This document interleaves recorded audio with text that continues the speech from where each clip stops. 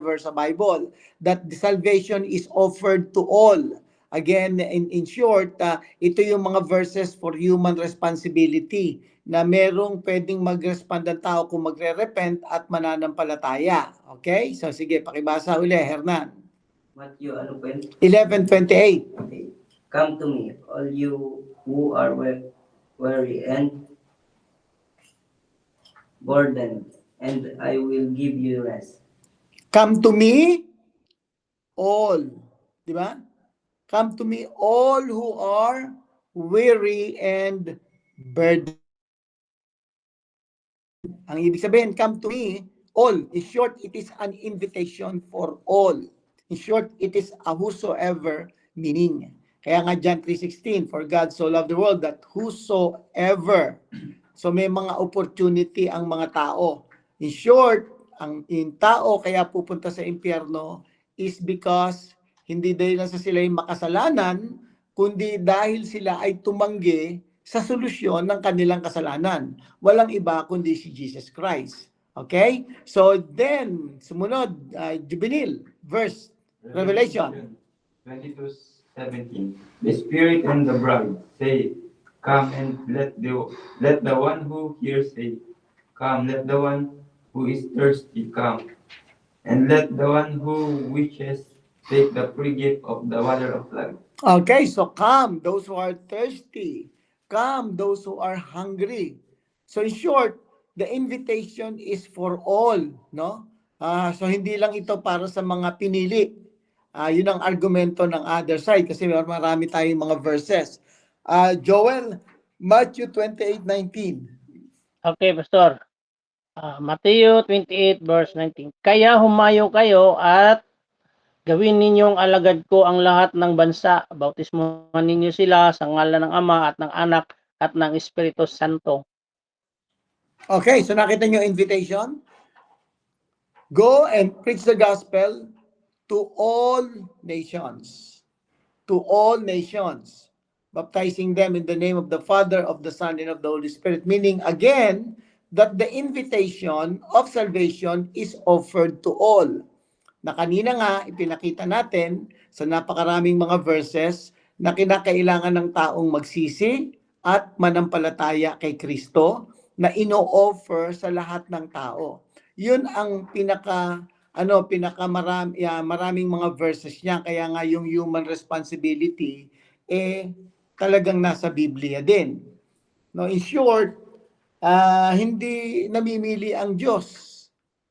Kasi nga, kumbaga sa kung namimili siya, paano na yung iba? Kawawa naman, di ba? Yung mga hindi napili. Pagka ganun din naman, ibig sabihin, yung hindi napili, saan pupunta? Sa impyerno. Pagka ba yung tao hindi nakapamili napunta sa impyerno, ang Diyos ba ay o siya ba ay just? Siya ba ay Diyos ng hustisya pag ang isang tao pupunta sa isang impyerno nang wala man lang nang hindi siya binigyan ng pagkakataon na manampalataya o tumanggap kay Kristo o siya ay magsisi ng kasalanan? That's actually one of the strongest arguments against those people na nagsasabi na pinipili lang ng Diyos ang pupunta sa langit. Palalabas dyan, God is unjust. Hindi pa pwedeng maging unjust ang Diyos. God is just. Ibig sabihin, siya ay nagbibigay ng pagkakataon sa lahat base dun sa mga binasa nating talata. Okay, Vanessa, yung talata mo, 1 Timothy 2:4. Ibig niyang ang lahat ng tao ay maligtas at makaalam ng katotohanan ito. So ano sabi? Ibig niya o ibig ng Diyos na lahat ng tao ay maligtas. God likes all people to be saved. Diba? Kaya nga yung binasa nating talata kanina, yung sinabi ni Peter, the Lord is long-suffering to usward, as some men count slackness, but is long-suffering to usward, not willing that any should perish, but that all should come to repentance. Nakita nyo, maraming mga talata, di ba? Marami pa yan, pero yun lang muna ang pinabasa ko sa inyo. Nais ng Diyos ng lahat ng tao ay maligtas. Pero lahat ba maliligtas? Henan, lahat ba maliligtas? Hindi, di ba? Bakit? Bakit sila hindi maliligtas? Ni-reject, ayaw mag-repent, di ba? Ayaw manampalataya. Or, gumagawa ng sarili nilang kaparaanan para maligtas. Iisa lang naman ang daan. Iisa lang ang paraan. Si Jesus Christ na napako sa krus ng Kalbaryo, na kaya napako sa krus dahilan sa ating mga kasalanan na kung saan kinakailangan nating magsisi. Di ba? At the same time, kinakailangan tayong manampalataya. So, faith, and repentance. Hindi pa pwedeng magkahiwalay. Kaya si Paul, yan ang kanyang mensahe. Repentance, and then faith toward God. Yan ang sabi niya sa Acts chapter 20, no? Verse 21. Tingnan niyo yung sabi niya. Sige, tingnan nga natin yan kasi yan ang mensahe ni Paul eh. Acts chapter 20.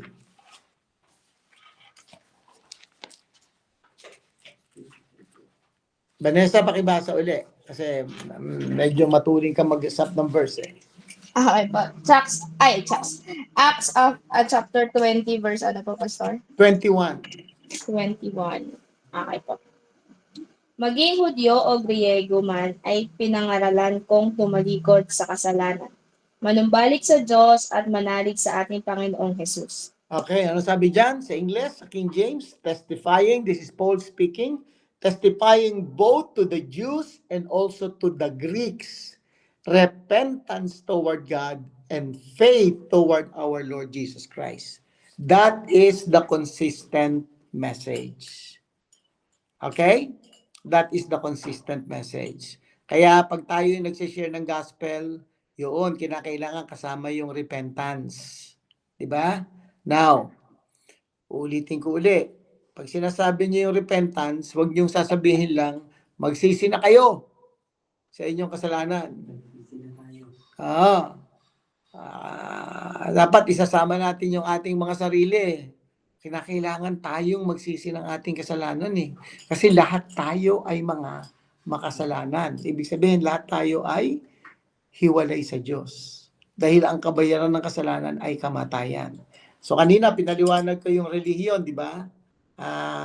Anong relihiyon? Ang relihiyon ay yung invento ng mga tao para sila ay makapanumbalik sa Diyos. Kasi ibig sabihin ng litang relihiyo sa Latin is again, lehio totai. Ano yung itataling muli? Yung nasirang relasyon ng Diyos at ng tao, napahiwalay. Kaya ang ginawa ng tao, nag-imbento ng iba't ibang relihiyon na ang basihan nila ay kung ano yung kanilang magagawa. Nakukuha natin, ano? Pero ang sabi ng Bible, for all have sinned. Hindi ka makakaabot. Kasi makasalanan, hindi maabot. Lahat tayo. Kaya lahat ng reliyon. So, ang ginawa ng Diyos, siya ang nag-initiate, nagkatawang tao, in the person of Jesus Christ, inabot niya ang tao. Kaya nga sinasabi ni Jesus Christ, I am the way, the truth, and the life. No man comes to the Father except through me. Sabihin ng salitang mahalaga yun ha. Ibig sabihin, nag-iisang daan lang, wala nang iba.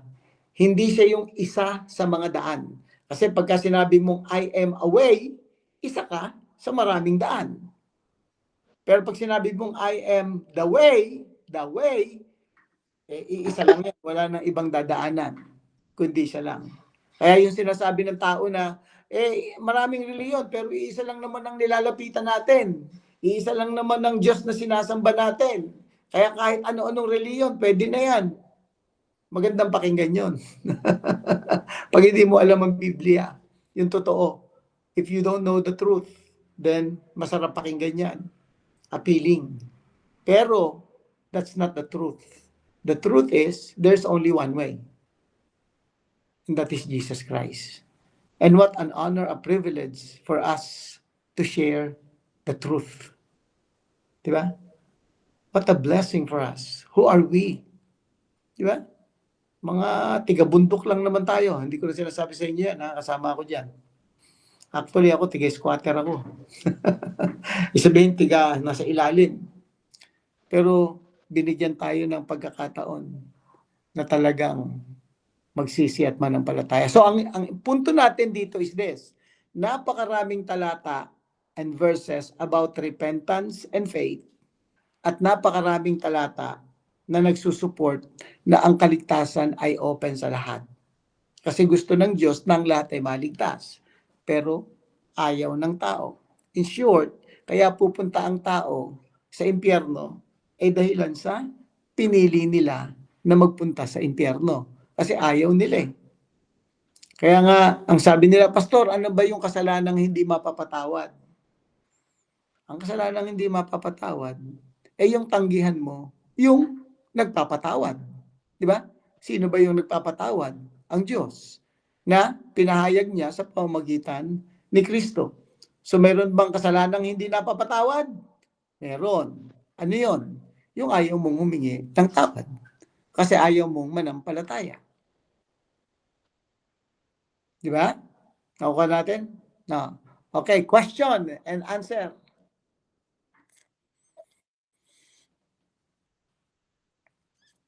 Comments?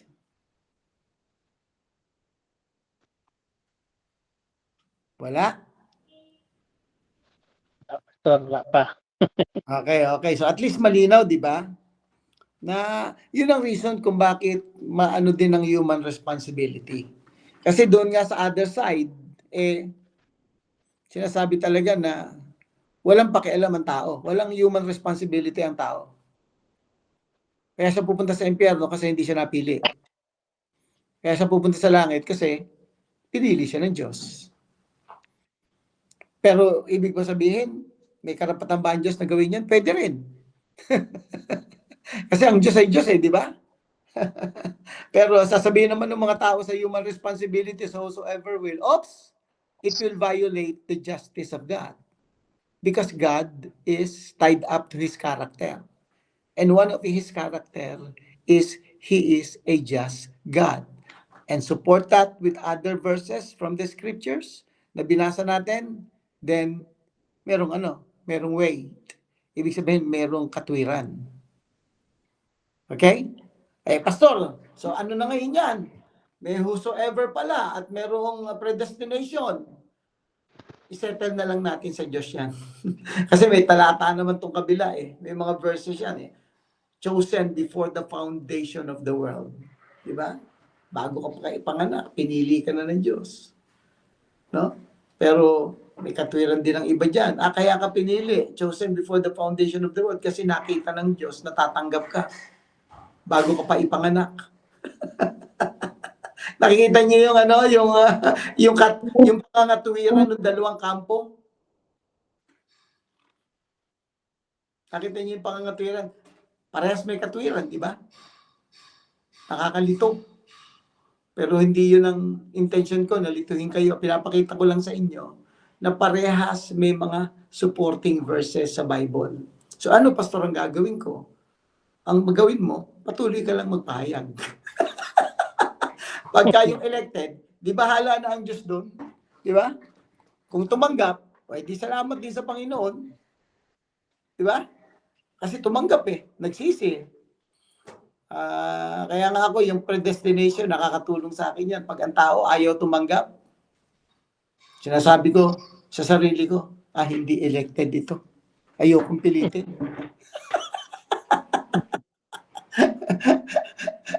Pero, hindi ibig sabihin na hihinto na akong pagsishare ng gospel sa kanya.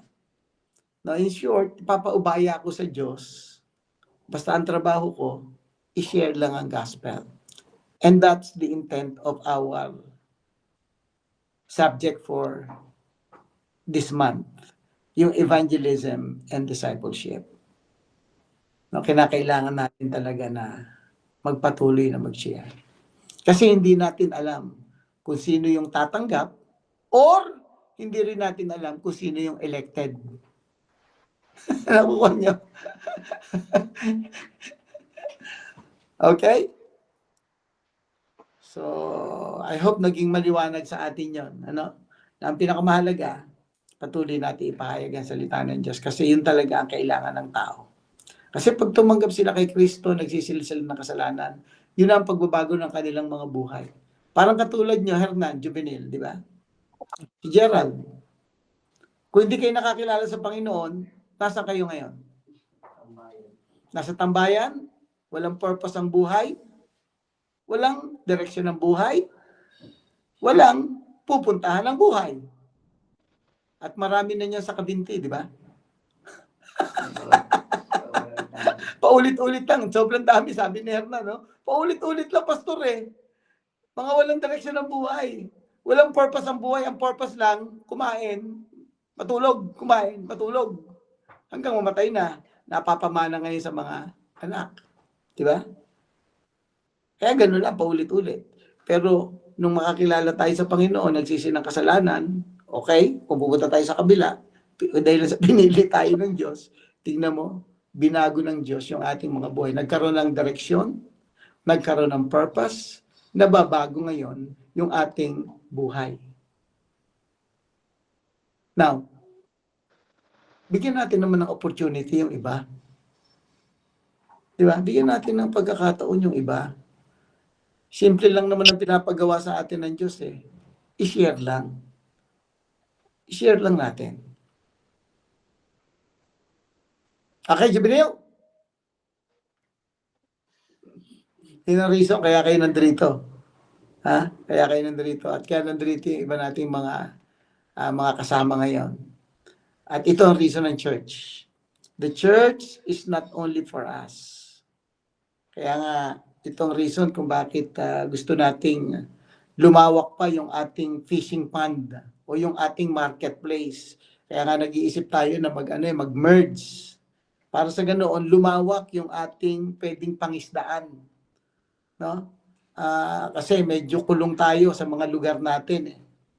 But of course, at the same time, maging aware din tayo sa mga kaibigan natin, mga loved ones natin. Na kinakailangan bigyan man lang sila ng pagkakataon makapakinig. Kasi nga sabi ng mensahe natin kahapon, di ba? Paano sila makakapakinig kung walang nangangaral? Paano mangangaral kung hindi naman sila isinugo? Actually, before that, paano sila mananampalataya kung hindi sila makakarinig? Di ba? Paano sila makakarinig kung wala? O kaya, laliman pa natin sa Romans 8 na binasa natin kahapon. Paano sila tatawag kung hindi sila mananampalataya? Di ba? Paano ka tatawag doon sa pinananampalatayanan mo? Hindi mo naman kilala. Di ba? Pero sabi niya, paano sila mananampalataya kung hindi nila maririnig? Kailangan marinig din nila. Pero bago nila marinig, kinakailangan munang may tigapagpahayag. At yung mga tigapagpahayag, dapat sila ay mga isinugo. Diba? In short, tayo ay mga isinugo ng Diyos para sila ay makarinig at makapanampalataya at tumawag. Kaya mahalaga itong ginagawa natin. No? Beri mo, maka-jackpot ka ng isang kaluluwa, para kang tumama sa sweepstakes. Ang yamang kagad ng kayamanan sa langit. Kasi what shall it profit a man if he gains the whole world but lost his own soul? Okay? So ngayon, medyo naipaliwanag natin yon. Tapusin na natin ito, yung ating pangako na tatapusin natin hanggang Romans 11. Ang gagawin natin, babasahin natin ang buo, hindi na natin i-verse by verse. Kasi alam ko, ang sabi ko hanggang alas 9 lang tayo. 11 po. Romans chapter 11 na tayo. Ang gagawin natin, babasahin na lang muna natin ang buo. 32 verses ito. 1, 2, 3, 4, 5, 6, 7, 8. Tig ano tayo? Tig apat na verse. Tama ano? 32. 36 po. Ha? 36 po. 36 po, Pastor. Up 36. O tama, sige, time is 8. Sige, tama, apat na verse muna. Okay, simulan natin kay Gerald at sundan ninyo sa inyong mga mata yung mga verses na binabasa, ano? And then kasi alam ko medyo hindi maririnig nyo kasi si Gerald medyo malayo sa akin. Ganun din si Juvenil. So Juvenil, sa iyo yung 5 to 1 to 4 si Gerald. And then tig-apat. Okay? Gerald, simula. Lakasan. Romans chapter 11, verse 1. I have then God reject his people. By no means I am an Israel myself, descendant of Abraham from the tribe of Benjamin. 2. God did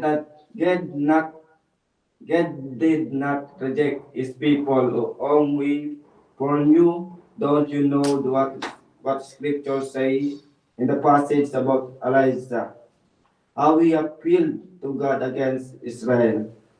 3. Lord, they have killed your prophets and torn down your altars. I am the only one left, and they are trying to kill me. 4. And what was God's answer to him? I have reserved for myself 7,000 who have not bowed, bowed the knee to Baal. Mhm. Verse 5. So too, at the present time there is a remnant chosen by grace, and if by grace, then it cannot be based on works. If it were grace, could no stranger be grace? What then? What the people of Israel sought so earnestly, they did not obtain. The elect among them did, but the others were hardened, as it is written. God gave them a spirit of stupor, eyes that could not see, and ears that could not hear to this every day. 9. And David says, may their table become a snare and a trap, a stumbling block and retribution for them. May their eye be darkened, so they cannot see, and their backs be bent forever. 11. Again I ask, did they stumble so as to fall beyond recovery? Not at all, rather because of their transgression. Salvation has come to the Gentiles to make Israel increase. 12. But if their transgression means riches for the world, and their loss means riches for the Gentiles, how much greater riches will their full inclusion bring? 13. 13, Joel. Open pa, Romans 11:13. Ito naman ang sasabihin ko sa inyo, mga hintil. Yamang ako'y apostol ninyo, pinangangatawanan ko ang aking ministeryo. Sa 14, upang mangimbulo ang mga kababayan ko at sa gayoy maligtas ang ilan sa kanila. Sa 15, kung naging daan ng pakipagkasundo ng sanlibutan sa Diyos ang pagkakatakwil sa kanila, ang muling pagtanggap sa kanila ay para na ring pagbibigay buhay sa patay. Sa 16, kung ang unang tinapay na galing sa minasang harina ay inihandog sa Diyos, nakahandog na rin ang buong masa, at kung nakakahandog sa Diyos ang ugat ng isang kahoy, nakakahandog na rin sa ang kanyang mga sanga. Sa 17 lang, Pastor? Yes, 17. Kung pinutol ang ilang sanga ng tunay na olibo at ikaw na isang sanga ng olibong ligaw ay inuugpong sa puno upang makakabahagi sa dagtang galing sa ugat. Okay. Yun na yun, Pastor. Vanessa, 18. Vanessa, 18. 18. Huwag kang magmalaki sa mga sangang pinutol. Alalahanin mong hindi ikaw ang bumubuhay sa mga ugat. Ang mga ugat ang bumubuhay sa iyo. Sasabihin mo naman, pinutol ang mga sanga upang ako'y maidugtong. Totoo iyan. Pinutol sila dahil hindi sila sumampalataya, ngunit ikaw naman ay nananatili sa puno dahil sa iyong pananampalataya. Kaya't huwag kang magmalaki, sa halip ay matakot ka. 21. Sapagkat kung ang mga tunay na sanga ay hindi pinanghinayangan ng Diyos, ikaw pa kaya ang panghinayangan niya? Tuloy-tuloy lang. Okay po. Dito'y, verse 22, dito'y nakikita natin ang kabutihan at kabagsikan ng Diyos. Naging mabagsik siya sa mga hindi sumasampalataya sa Kanya, subalit mabuti siya sa inyo. Kung mananatili kayo sa Kanyang kabutihan, kung hindi, kayo may puputulin din. Ang mga Hudyo'y iduduktong niyang muli sa puno kung sila ay sasampalataya, sapagkat kayang gawin iyon ng Diyos. 24. Kung ikaw na sangang galing sa olibong ligaw ay naidugtong sa tunay na olibo, kahit na ito'y salungat sa kalikasan, lalo pang madaling iduktong sa puno ang mga talagang mga sanga nito. Okay. 25. Okay, si ano na yan? Si Daisy. 25. 4 verses, Daisy. Mga kapatid, gusto kong maiintindihan nyo ang mystery na to para wag kayong magyabang. Temporary lang ang pagiging matigas ng ulo ng Israel hanggang sa makumpleto ang mga Gentiles na lalapit sa Diyos. Verse 26. Kaya ganito maliligtas ang buong Israel. Gaya ng nakasulat, manggagaling sa Zion ang Savior. Aalisin niya lahat ng kasamaan sa lahi ni Jacob. Ito ang pangako ko sa kanila, pag inalis ko na ang mga kasalanan nila. Dahil sa pag-reject nila sa gospel, tinuring ang Israel na kaaway ng Diyos. At pabor ito para sa inyong mga Gentiles. Pero sila pa rin ang bayang pinili ng Diyos. At mahal sila ng Diyos dahil sa mga ancestors nila. Hindi kasi nagbabago ang isip ng Diyos kung sino ang pipiliin niya at ibibless niya. Kayong mga Gentiles, hindi kayo sumusunod sa Diyos nyo, sa Diyos dati. Pero ngayon, tinanggap na ang awa ng Diyos kasi hindi sumunod ang mga Diyos. At dahil sa awa ng Diyos na binigay sa inyo, ngayon ang mga Diyos ay hindi sumusunod sa Diyos para makatanggap din sila ng awa.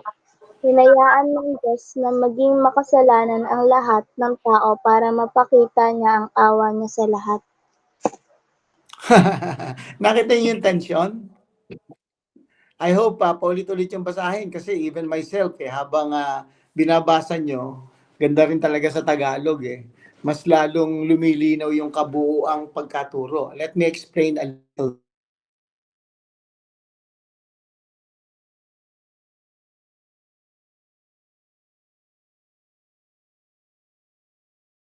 Namimili. Pero let me explain the context. Pinipili niya doon sa bansang Israel yung maliligtas. Kasi ang context nito bansang Israel Yung mga tao kasi nga yun nga ang gusto nang ipakita ni Paul sa mga Jewish people. Na ibig ba sabihin ni-reject ng Diyos ang kanyang piniling bansa para hindi manampalataya o para maparusahan? Sabi niya hindi. Hindi yan ni-reject ng Diyos. Kasi nakikita niya na yan ay galing kay Abraham, may pangako ang Diyos dyan. Ako, Israelita ako, galing ako sa mga Benjamin, kasama ako dyan. God did not reject His people, whom He foreknew. So, ang sinasabi niya, sinabi niya, akala ni Elijah, naiwan na siya mag-isa. You remember the story, di ba? Pinatay lahat ni Jezebel, yung kanyang mga propeta ng Diyos.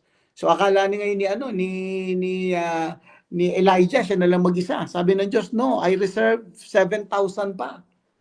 So, meron pa pala, merong remnant yung sinasabi. So, ito rin yung sinasabi ng Panginoon dito. Na sinasabi niya na kahit na hindi lahat ng mga Israelita maliligtas, meron akong mga pinili sa kanila. Kasi meron pa akong purpose. Okay? Merong mga maliligtas dyan. At yan yung mga inelect ko. Yan yung mga pinili ko. Tignan nyo, sabi dyan. Yung iba, kaya hindi na nampalataya, kasi matigas na yung kanilang puso, pinatigas pa ng Diyos. Yung kasi yung definition natin ng salitang hardened Actually, andito yung book merong mga Hebrew word about hardened, but I will not discuss that to you. Basta ang sinasabi lang, ang isang definition ng hardened, katulad ng kay Elijah, matigas na yung nung kay Pero, matigas na yung puso niya, kaya ang ginawa ng Diyos, pinatigas pa ng gusto. Hinarden pa ng Diyos. No? So, yun ang argument on the other side. Yung sinasabi natin na na human responsibility, may responsibility si Pero. Kung bakit siya pupunta sa impyerno, ay pinatigas niya yung kanyang puso, kaya pinatigas na ng Diyos talaga yung kanyang puso. Okay? Yun ang, again, the argument on the other side. But ang sinasabi ko dito, if you will read it in context, ang sinasabi dito, yung mga Israelita na kanyang pinili. Okay? But on the other hand, tingnan niyo ang sabi dito in 11. Again, I ask, did they stumble as to fall beyond recovery? Yung bang mga hindi nakakilala, yung ba ang reason? Sabi niya, not at all. Rather because of their transgression. In short, dahilan sa kanilang human responsibility, kaya hindi nakakilala ang Israel. Kaya mayroong mapaparusahan, in short. Pero dahil dito, sabi sa verse 11, salvation has come to the Gentiles to make Israel envious. In short, yung mga Gentiles ngayon, nanampalataya. But if their transgression means riches for the world, their loss means riches for the Gentiles, how much more greater riches will their full inclusion bring? Diba? But if their transgression means riches, kung hindi sila nakakilala, sabi niya dito, ibig mo sabihin, ito ay kayamanan sa mundo, ibig sabihin, ito ay kayamanan sa mga Gentiles, kalina ng palataya sila. Pero, sabi niya ganun dito, how much more greater riches will their full inclusion bring? Ang masarap sana, lahat sana sila. Okay? Alright, so sinasabihan niya, sino sinasabihan niya? Yung mga Jew. Kasi, tinakwil na ba kami ng Diyos? Sabi ni Paul, no, mga Jew, hindi kayo tinakwil ng Diyos. Kaya kayo, hindi nagdudusa ng ganyan kasi marami sa inyo hindi sumunod. Pero, kahit na marami sa inyo hindi sumunod, namili pa rin ako. Nag-reserve pa rin ako ng tao ko. Okay? Mga patungkol sa Jew yan. Okay. Yan ngayon, ini-apply ng mga predestination na individual ngayon. Applicable yan sa lahat. Na okay, ibig sabihin, namimili ang Diyos. Okay? But, may argument ka Ang argument, human responsibility. Pag tinignan mo yung context, ang ibig sabihin, ang kinakausap niya yung mga Jew. Ngayon, sa verse 13, hinarap ngayon ni Paul ang mga Gentiles. In-address niya ngayon, mga Gentiles. O, mga Jew, hindi tinakwil lang Diyos ang mga Hudyo. Okay? Galing ako sa Hudyo, galing kay Abraham. In short, kahit tumalikod kayo, meron akong mga pinili dyan. At yung mga talikod, yan, pinag-ano ko na yan, yung kanilang mga mata, nag-darkened na talaga, yung kanilang mga table becomes snare and a trap, naging stumbling block. Pagkatapos niya kausapin ng mga Jew, hinarap niya mga Gentiles. Ano sabi niya sa Gentiles? Verse 13, I am talking to you Gentiles. Inasmuch I am the apostle to the Gentiles, I take pride in my ministry, sabi ni Paul. In the hope that I may somehow arouse my own people. Sabi niya ganun, sana ma-arouse yung mga Jew, yung katulad kong mga Jew, to envy and save some of them. Para baka may maligtas pa. Verse 15, for if their rejection brought reconciliation to the world, na dahilan sa nireject nila yung gospel, nagpunta ako sa gospel, sa Gentiles, at ito ngayon ang nagre-reconcile sa inyo. What will their acceptance be but life from the dead? Verse 16, if the part of the dough offered as fresh fruits is holy, then the whole batch is holy. If the root is holy, so are the branches. Medyo talagpasan natin yan If some of the branches have been broken off, sino yung branches na yan? Yung mga Hudyo. Kasi mga branch na sila Pero it was broken off. Ngayon, ang sabi dito, you through an wild olive shoot had been grafted. In short, nag-graft na yon, no? Sa branch, yung mga Gentiles. Yung iba nasira, yung ibang branch, yun yung mga hindi na ng palataya, ng mga Jew. Pero, ginraft ngayon ng Gentiles. Kaya sabi niya sa mga Gentiles, oy, mga hentil, wag naman kayong proud, Huwag kayong mayabang na isipin nyo, kami na ngayon ang paborito ng Diyos. Kami na ngayon ang elected ng Diyos. Huwag kayong mayabang. Yun ang sinasabi niya dito. Yan sabi sa verse 20 eh. Do not be arrogant. Tremble. Kasi, if God did not spare the natural branches, the Jewish people, He will not spare you too. Grafted nga kayo eh. Kaya nga sabi niya sa verse 22, consider therefore the kindness and sternness of God, sternness to those who fell, but kindness to you, provided that you continue in His kindness. Sa King James yan, tingnan natin sa King James, ano? Para medyo maano tayo, yun ang ating standard eh. Anong verse yung binasa ko? Verse 22. Sabi niya dito, behold therefore the goodness and severity of God on them which fell severity, but toward the goodness, if thou continue in His goodness, otherwise thou also shalt be cut off. So in short, may human responsibility. Dapat magpatuloy ka. Kasi proof yun na talagang ikaw ay nananampalataya. Kasi ang tunay na nananampalataya, hindi tumatalikod, hindi bumabagsak. Okay? Ang tunay na nananampalataya, nagpapatuloy. Kaya nga huwag kayong magtaka kung yung iba, ay dati kong kasama, pastor, biglang nawala, bumalik sa dati niyang buhay, ibig sabihin talagang hindi ligtas. Ang punto ko dito, there is a human responsibility, kaya niya sinasabi. Yun nga ang argumento on the other side eh. Diba? Alright? So, in short, mayroong human responsibility. So, sinasabi niya ito sa mga Gentiles para hindi magbayabang, para hindi maging conceited. Pinapakita niya na meron pa ang pinili ng Diyos, ang Israelites, sa plano ng Diyos. Now, kung yan ay nagkakaroon ng problema, it doesn't mean na itinakwil na sila ng Diyos. Kasi nga, bakit? May pangako ang Diyos sa kanila. At kung may pangako ang Diyos sa kanila, may karapatan ang Diyos na mamili kung sino yung mga remnant niya. Verse 28, i-conclude natin.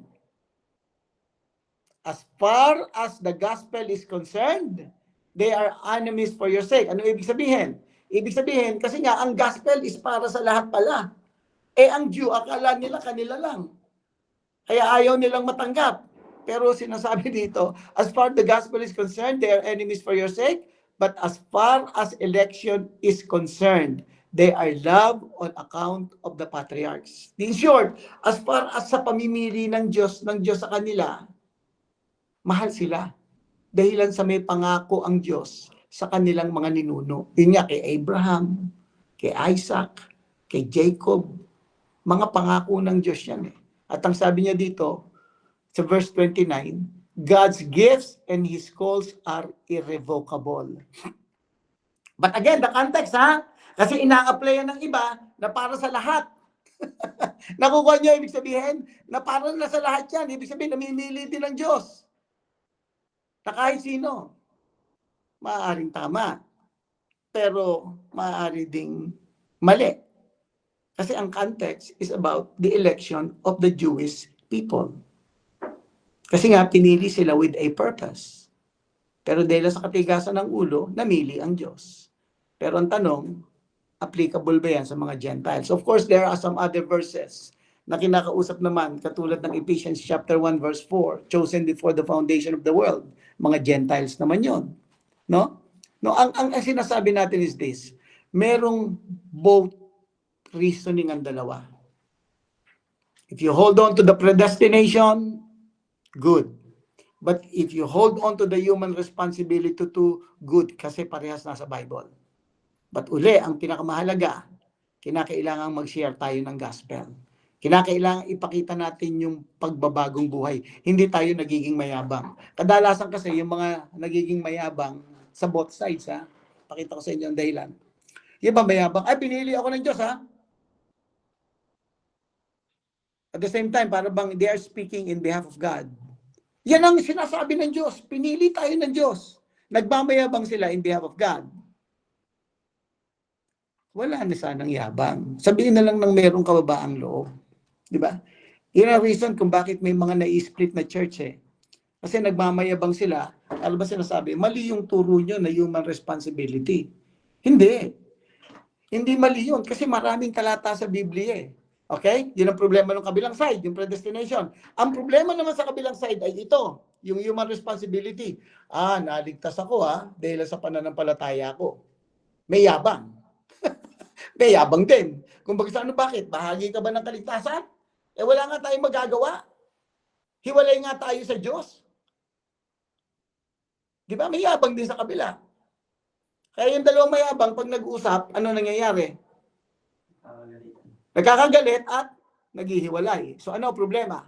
Ang problema yung attitude. Kasi tumatayo na sila na parang sila na yung Diyos. Nakukuha nyo?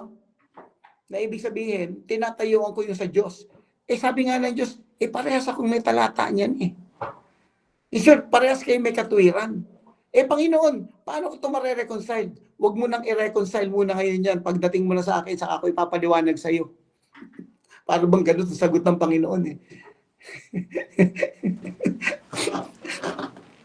Ang Diyos ang makapagpapaliwanag sa atin ito eh. Kasi paulit-ulit dyan yung salitang disobedient. Tignan nyo sabi sa verse 29. Tapusin natin yan. As far as the gospel is concerned, there are enemies for your sake, but as far as election is concerned, they are loved on account of the patriarchs, referring to the Israelites, for God's given calls are irrevocable. Verse 30, just as you were at one time disobedient to God, have now received mercy as a result of their disobedience. Speaking to the Gentiles. Back and forth eh. Minsan kinakausap niya may mga Jew, minsan yung mga Gentiles.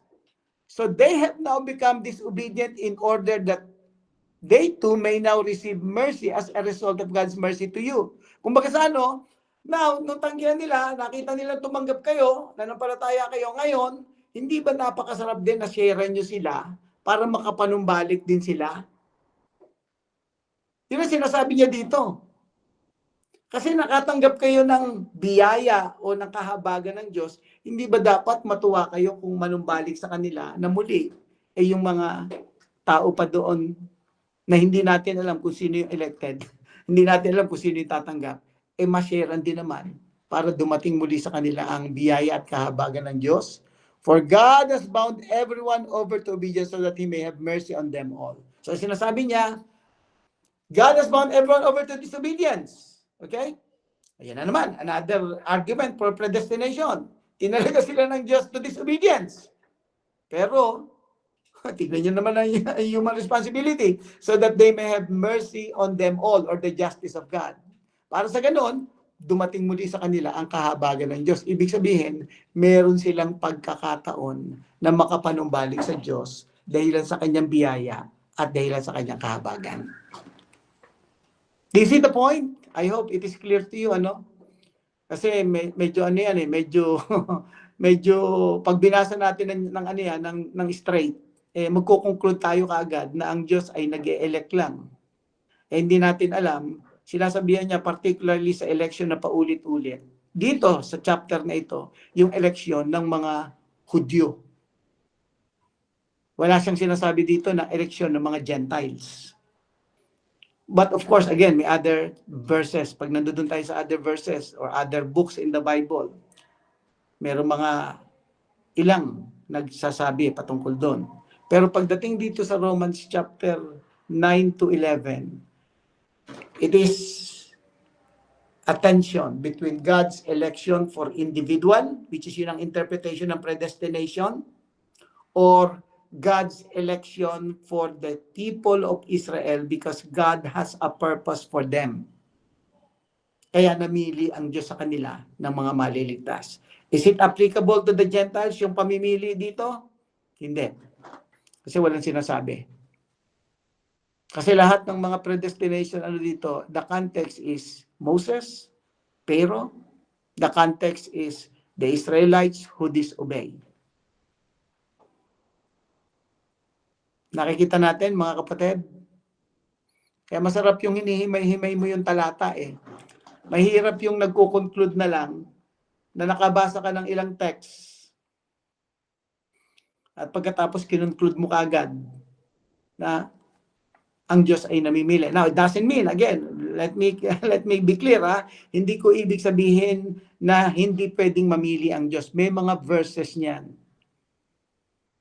Pero, dito sa pinag-aaralan natin na ito, Romans chapter 9 to 11, it's hard to apply and to conclude that this statement of Paul, particularly to the Jewish people and partly to the Gentiles, is a verse about election of God for people to be saved regardless whether you are a Jew or a Gentile.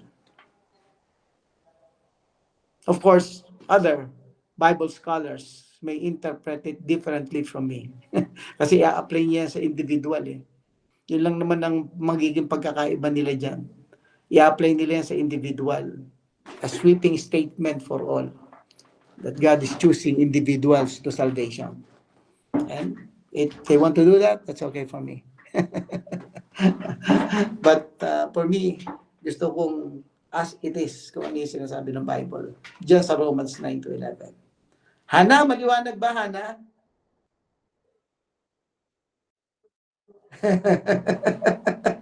Pero may kaunting hesitation yan, okay lang yan, no problem. Normal yan. That's why I keep on encouraging everybody to keep on reading and understanding it in the interpretation based on its context. Okay? Kaya alam niyo ang salita ng Diyos hindi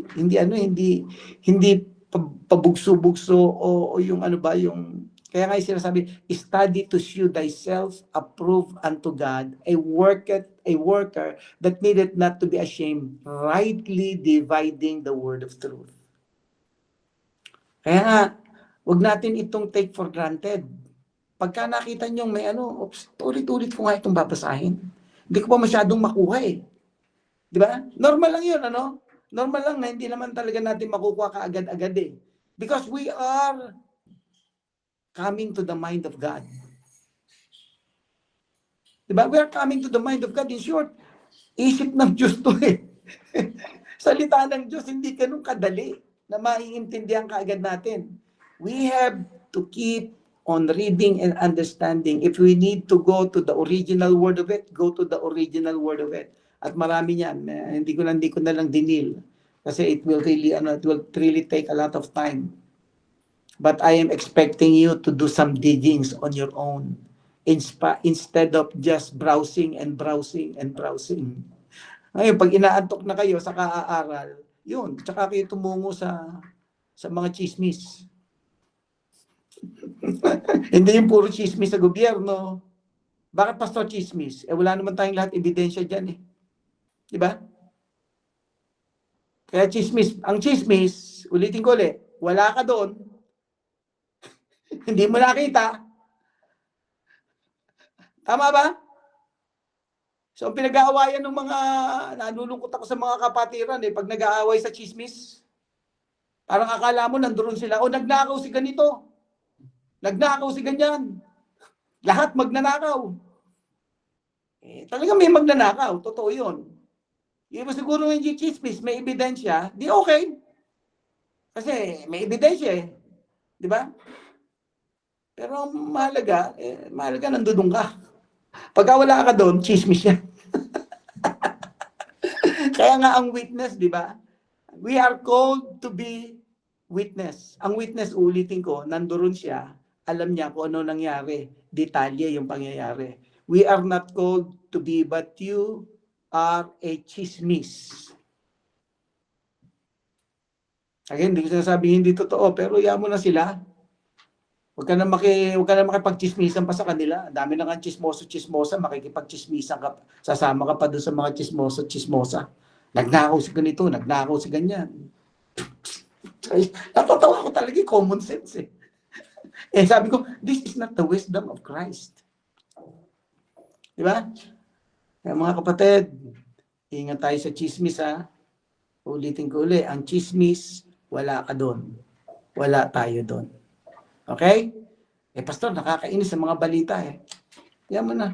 Yan mo nang mainis ang mga handimana ng palataya. Because they are blind.